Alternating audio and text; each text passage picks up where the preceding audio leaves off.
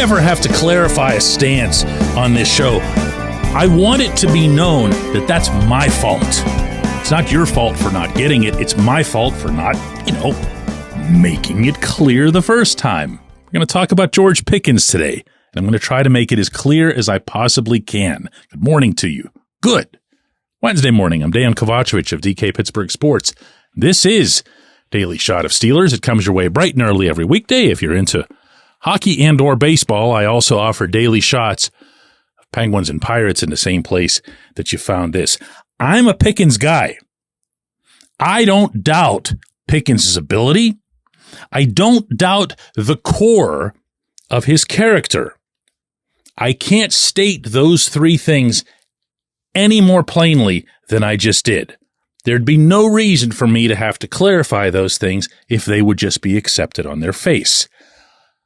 So, when I advocate, as I openly and often have, for the Steelers to add to their wide receiver room by adding an impact wide receiver who profiles as a number one wide receiver, it's not a dig at Pickens. So let's start right there. Let's start with pure football for this conversation. Because Pickens has the football credentials. He has what it takes to be a number one wide receiver. I could bring up, by mentioning some negative stuff, adversity that he's had to overcome. Like, Matt Canada as coordinator, like Kenny Pickett and then Mitch Trubisky as quarterbacks. I could bring up that he had 7 games of 3 or fewer catches in the 2023 season. Think about that. Someone of that talent had 7 games of 3 or fewer catches. He was targeted 10 times, twice all season. And I don't mean 10 plus, I mean 10 period. He had exactly 10 targets in 2 games. All the rest of the games were fewer than 10. He ended up with 106 catches still for 1,140 yards, an 18.1 average, and 5 touchdowns, most of which were basically his doing, if you recall correctly. Meaning he'd just get the ball and go, or he'd go and get the ball. This kid, and I emphasize the word kid here, turned 23 years old a couple months ago. Yeah, it's going to be his 3rd NFL season.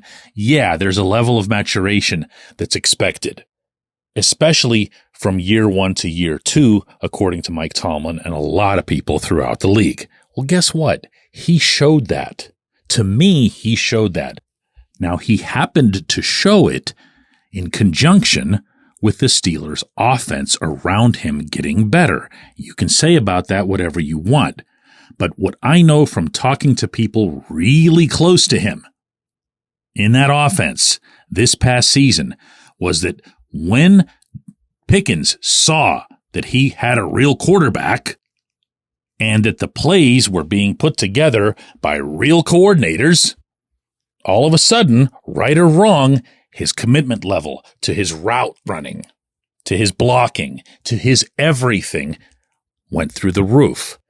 When he sensed that he had gotten the trust, first and foremost, from Rudolph, but also, and not to be dismissed here and not to be forgotten just because they're not around anymore, from Eddie Faulkner and Mike Sullivan, when they told him at the time the coordinator change was made that he was going to become the focal point of the offense. And then the quarterback goes out there and makes sure that that happens.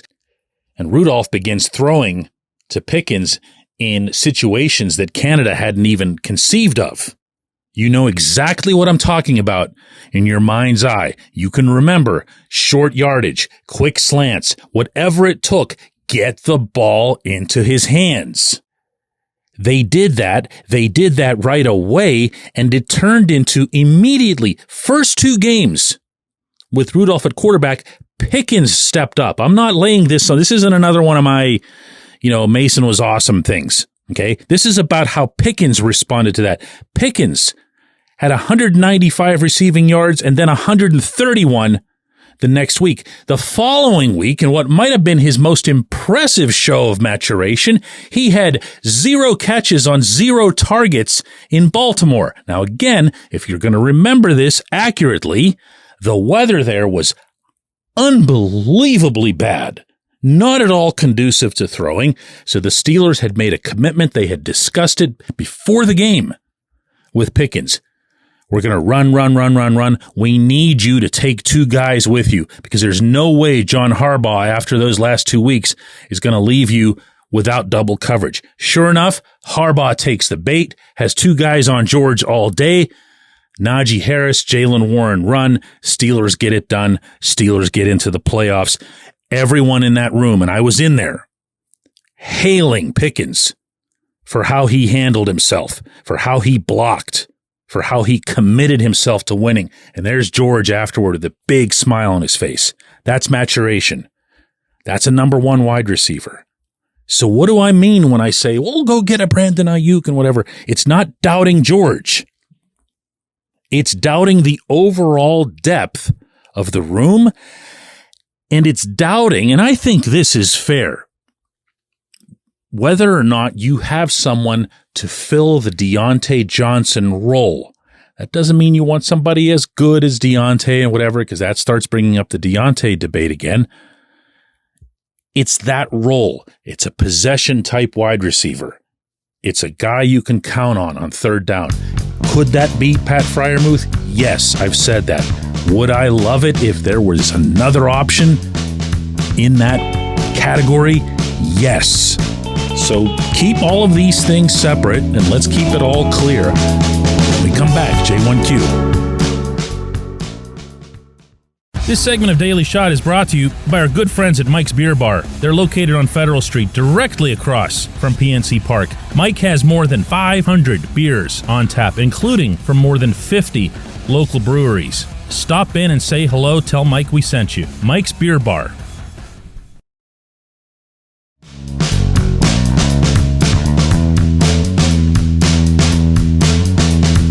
Today's J1Q comes from Frank, who says, DK, you have a great show. Hope you had a wonderful vacation. I appreciate that, Frank. I was already disgusted about re-signing Mike Tomlin for another 3 years. Tomlin didn't want to admit he was wrong about Mason Rudolph, and his ego has clouded his judgment, even though he never really had a good eye for an NFL quarterback. My question to you is, what is the first question you're going to ask Art Rooney about Tomlin? Frank, I got a bunch of different ways to answer this, and I'm afraid you're not going to really like any of them. But, that's part of why we do this segment. To start off with, I happen to share your view that Tomlin didn't want to say anything positive about Rudolph because Rudolph was right there under his, pardon the pun, nose all this time. And there was no easy way to explain that one.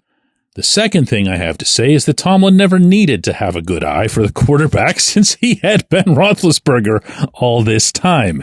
As long as he kept Ben as the starter, which was kind of an easy call on his part, then I guess we could argue that, yeah, sure, he had a good eye.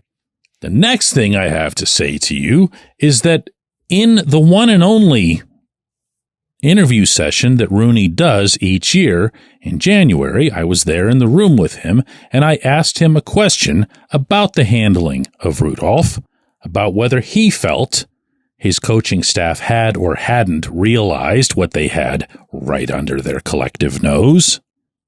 And he answered it. So what future tense you've got going here, I'm not sure, but that already happened. And finally, man, I hope this one has some resonance. I really do. Reporters don't ask questions because they're mad about something. Reporters don't ask questions because they're trying to make someone uncomfortable or squirm or whatever. That's crap that you see in movies. That's not real life.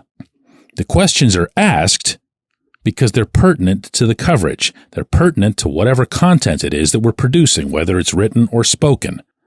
In my specific case, On that specific day, I asked Rooney that question because that's what I was writing about. I felt that the most important issue that day was the franchise's future at the most important position, and I was curious to see how they would handle Rudolph, who you'll recall at the time was still unsigned.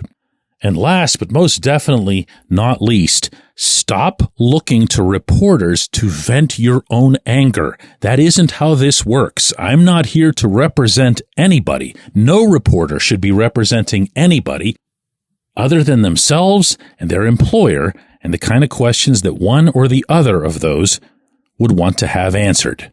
If you want to be mad at Rooney about Tomlin, go find Rooney and say whatever it is that you want to say. It will not happen through reporters.